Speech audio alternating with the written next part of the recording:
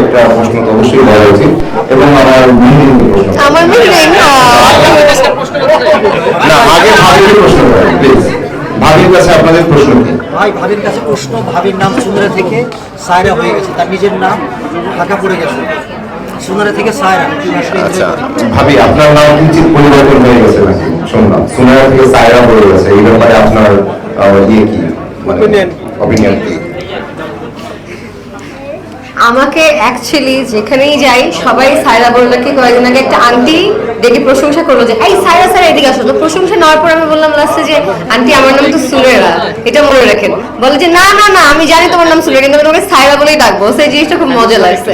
And সবাই সায়রা ডাকে, আমার মনে হয় যে এটা আসলে যেহেতু আজকে সাকসেস পার্টি করছি আমরা, এটা আমারও সাকসেস। সায়রা বলে সবাই ডাকছে, অ্যাকসেপ্ট করে নিয়েছে, সবাই নিজের পরিবারের সায়রা মনে করছে। সো এটা আসলে একটা অ্যাচিভমেন্ট আমার জন্য।